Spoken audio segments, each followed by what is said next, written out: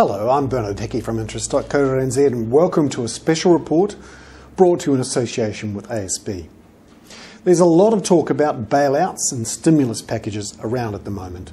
And I think it's worth having a closer look at whether they actually work, because it will affect all of us in terms of how long recessions will be, how high unemployment will rise, what happens to interest rates, and what happens to house prices.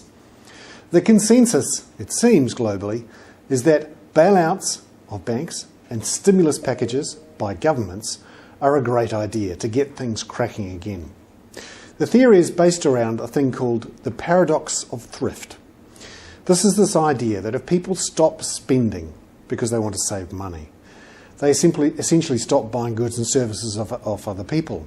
Those people are then made redundant, they spend less money, and it turns into a downward spiral that you can't get out of. This is an interesting idea. It comes from the Depression, where people believed that because there wasn't enough consumption, enough spending going on, we had a deep depression that could only have been fixed by governments going out there and spending money. I have a different idea. I think things are different this time compared to the 1930s.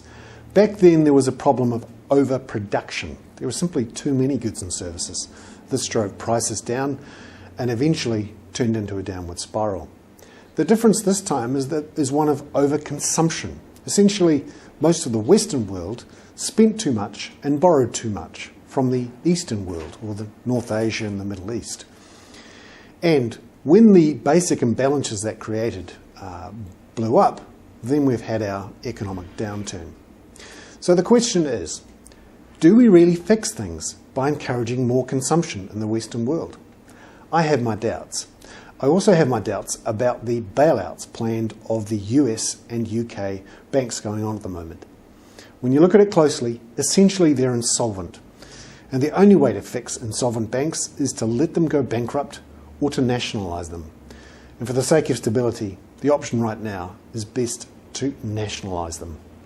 That's not what Barack Obama is doing, or his Treasury Secretary Geithner. They are essentially handing more money over to those banks and those bankers to try and lend.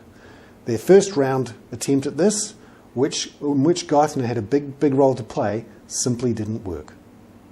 So there we have it. A judgment on whether bailouts and bank rescues work. In my view, they don't, but it's certainly worth thinking about because it affects all of us in the long run. I'm Hickey. That was a special report brought to you in association with ASB.